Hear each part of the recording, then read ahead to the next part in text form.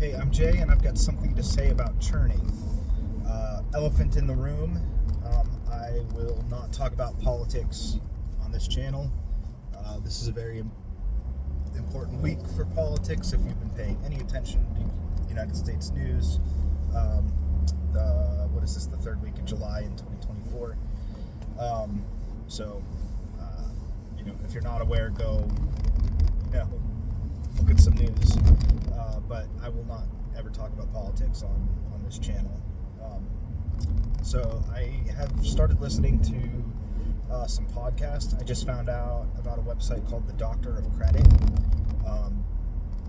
I guess there's a lot of Reddits that I should probably start looking into, subreddits that are specifically about churning individual kind of like monetary benefit. Like you can open checking and savings accounts to get a deposit. You put in direct deposits, and after 90 days you get $300 or something like that. And that's cumbersome. That's a lot harder to churn than credit cards. So that is a little more cumbersome. It's hard to switch your direct deposits around, and then are you getting fees? Are you going to tick off the bank because you're opening and closing a bank account every 6 months? Or are you only opening credit cards that have no fees so that they can kind of sit dormant, and then the banks will probably close them on you anyway? So there's a lot of stuff that's a little harder than credit cards for churning bank accounts. And some of it you need free cash. So I guess it's big in the FIRE community, the financial independence retire early community. That's a big way to get extra cash because they have cash laying around, right? If you want to get a savings bonus, you need to go and deposit thousands of dollars and let it sit there for a little while, and then you get your $100. So if you're doing that on a 5% yield savings account, and you're getting an extra 1% over in 6 months, that's better. That's a pretty good return on investment.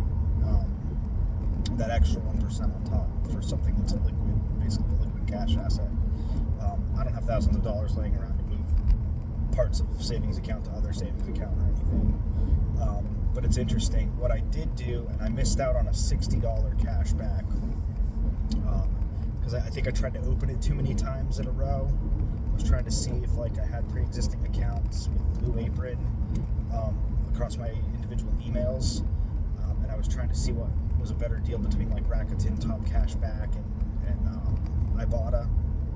But there was a $60 cashback on a new Blue Apron, and Blue Apron had 50% off your first 4 boxes. So you basically got depending on how many meals you put in, you basically got 2 boxes free.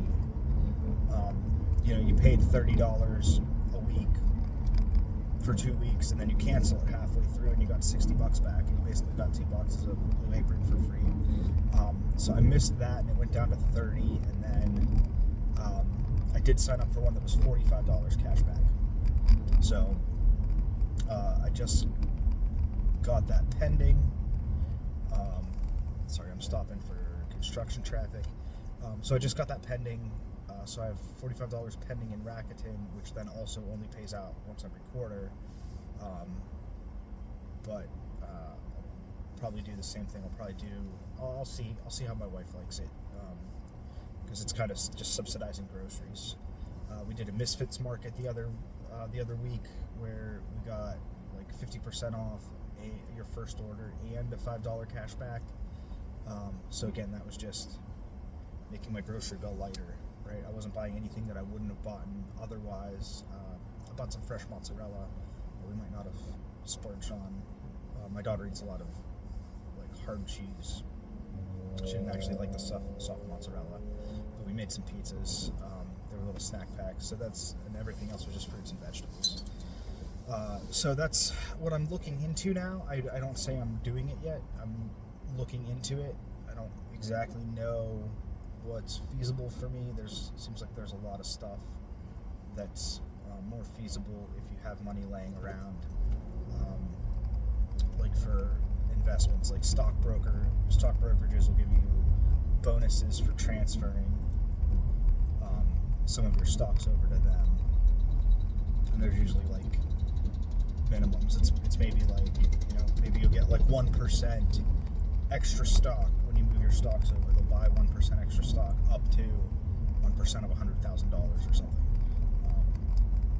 or $5,000, or whatever that is. Or they'll give you a free like penny stock after 60 days of investing or something like that. And then obviously you want to go and sell it because that penny stock might go to 0 cents, something like that. So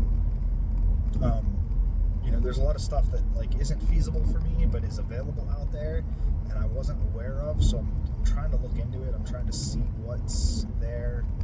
I also looked at like statement credit cashback.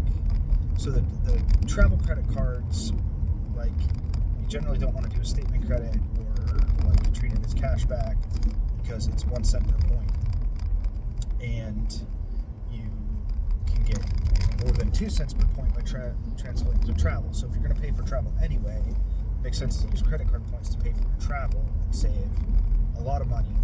But if you're just going the cashback route, a lot of the cashback cards are, $200, $350, maybe up to $750. The Chase Inc. Business Preferred right now is 120,000 points, which is like $1,200. And it's an $8,000 spend. I think the only other one that's like that, I think there's a Capital One that's got 1,500 cash back, but it's like 15,000 spend. I don't know if that's over 6 months, but that's a pretty big difference. So the Capital One business cards and some of the Amex business cards have much higher spend. Some of the Amex business cards are over 6 months instead of 3 or 4 months, so it looks higher, but it's really not too bad. It's just a longer spend. But if you're looking for cashback credit cards, the travel cards can actually make more sense. I actually do sell stuff at Christmas time. I sell advent calendars, and shipping is like 20% of the cost. I sell a $50 advent calendar. It costs me $9 to ship.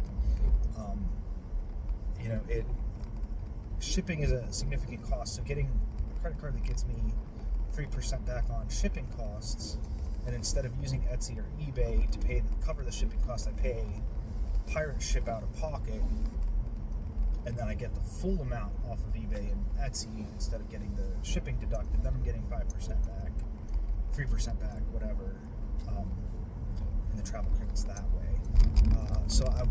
The other thing I want to look at is there are some categories where you get the bonus multiplier, like the travel portal. You get the bonus multiplier on the Chase cards, so you get like 1.25 cents per point on the Sapphire Preferred and Ink Business Preferred, and 1.5 cents on Sapphire Reserve. I know you can use that on annual fees, but I'm almost, the timing's not working out right. I want to sign up for a trip like next winter, like when we get our tax return back for the summer, but my annual on my preferred is in May, and I don't want to wait that long. So it almost makes sense for me to, instead of canceling the Sapphire Preferred, to keep the Business Preferred because they overlap so much. Almost makes sense for me to upgrade to the Sapphire Reserve, pay the annual fee with my points balance, which I'll earn back right away again, but then all that's doing is changing my multiplier from 1.25 to 1.5. So as soon as I spend 40,000 points, that pays for itself.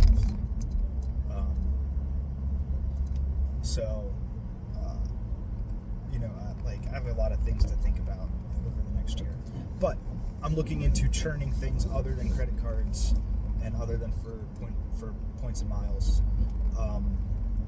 If you're not using a shopping portal for your online purchases, Rakuten, Retail Me Not, Be Frugal, Top Cashback, sign up for like 2 of them because some of them don't overlap so much. Sign up for 1 or 2 of them, and just make sure you visit there every time before you go and do an online purchase. I've already got, it's over 4 months, but I got $20 back from Retail Me Not, just from Target purchases, which are only 1%. So definitely be doing that. It's just free money on the table. It's in their marketing budgets to do that. So yeah, no, that's not real helpful, but that's like I said, I'm on a journey. So thanks for listening.